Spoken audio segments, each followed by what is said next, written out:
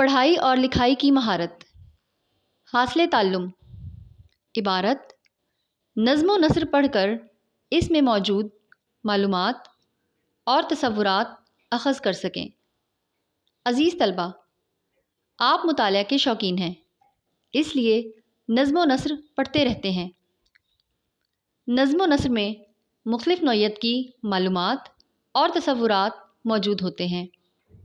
مفید اور مؤثر مطالعے کے لیے ضروری ہے کہ آپ نظم و نثر میں موجود تصورات اور معلومات اخذ کریں۔ یہی مطالعے کا حاصل اور پھل ہوتا ہے۔ اگر آپ نظم و نثر میں موجود معلومات اور تصورات اخذ کرنے کی استعداد نہیں رکھتے تو اس کا مطلب ہے کہ آپ کا مطالعہ بیکار جا رہا ہے۔ نظم و نثر سے معلومات اور تصورات اخذ کرنے کے لیے ضروری ہے کہ آپ الف عبارت ہمیشہ غور سے پڑھیں، ب عبارت سمجھ کر پڑھیں، جہاں عبارت سمجھ میں نہ آ رہی ہو تو ٹھہر کر اسے سمجھنے کی کوشش کریں، بوقت ضرورت اساتذہ سے مدد لیں۔ ج مشکل الفاظ کے معنی اور مطالب سمجھیں، اس کے لیے لغات سے مدد لی جا سکتی ہے۔ د جہاں اہم اور قابل توجہ بات آئے تو اسے نشان زد کر لیں۔ ہ عبارت پڑھنے کے بعد اس کے اہم نکات ذہن میں دہرا لیں۔ یقیناً آپ نے عبارت میں سے تصورات اور معلومات اخذ کرنے سے متعلق یہ باتیں سمجھ لی ہوں گی، تو چلیے ایک سرگرمی کرتے ہیں۔ امید ہے آپ یہ سرگرمی کامیابی سے کر لیں گے۔ سوال نمبر 3، دی ہوئی نعت پڑھیں اور آخر میں مختصراً بتائیں کہ آپ نے اس سے کیا تصورات اخذ کیے۔ ہمارے نبی احمد مصطفیٰ ہیں، فدا ان پہ ہم وہ رسول خدا ہیں۔ حقیقت کی صورت دکھائی انہوں نے، خدا تک پہنچنے کا وہ راستہ ہیں۔ وہی بے کسوں بے نواؤں کے والی، غریبوں یتیموں کا وہ آسرا ہیں۔ ہوئے ہیں جو ان کی محبت کے قیدی، یہ جانو جہاں کے دکھوں سے رہا ہیں۔ ہمیشہ رہے نام ان کا زباں پر، وہی آرزو ہیں وہی مدعا ہیں۔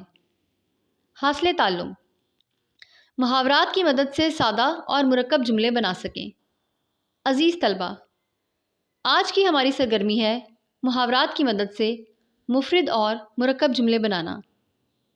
اس سے پہلے کہ ہم سرگرمی کریں، ہم محاورات اور مرکب اور مفرد جملوں کا مفہوم سمجھ لیتے ہیں، بعد ازاں سرگرمی کرتے ہیں۔ محاورات، ان جملوں پر غور کریں۔ گمشدہ بیٹے کا بار بار ذکر کر کے دکھی ماں کے زخموں پر نمک مت چھڑکو۔ میدان جنگ میں دشمن کے پاؤں اکھڑ گئے۔ ان جملوں میں کچھ الفاظ اپنے لفظی معنوں کی بجائے مجازی معنوں میں استعمال ہو رہے ہیں۔ مثال کے طور پر، زخموں پر نمک چھڑکنے کا مطلب سچ مچ کا نمک چھڑکنا نہیں، بلکہ اس کا مطلب ہے دکھی کو مزید دکھی کرنا۔ اس طرح پاؤں اکھڑنے کا مطلب شکست ہونا ہے۔ وہ الفاظ جو فعل پر ختم ہوں اور اپنے اصلی معنوں کی بجائے مجازی معنوں میں استعمال ہوں، انہیں محاورات کہتے ہیں۔ مفرد اور مرکب جملے۔ مفرد جملہ، وہ جملہ جس میں ایک فاعل اور ایک فعل ہو، مفرد جملہ کہلاتا ہے۔ جیسے اسلم آیا۔ مرکب جملے، ایسا جملہ جو دو یا دو سے زیادہ جملوں سے مل کر بنے اور ایک مفہوم ادا کرے، مرکب جملہ کہلاتا ہے۔ جیسے اسلم آیا اور چلا گیا۔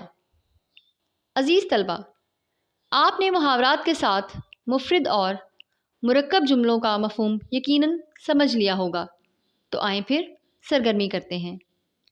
سوال نمبر 4، درج ذیل الفاظ کی مدد سے سادہ اور مرکب جملے بنا کر اپنی کاپی میں لکھیں۔ دستگیری کرنا، زخم کھانا، دکھ اٹھانا، تنگ کرنا، نام لینا۔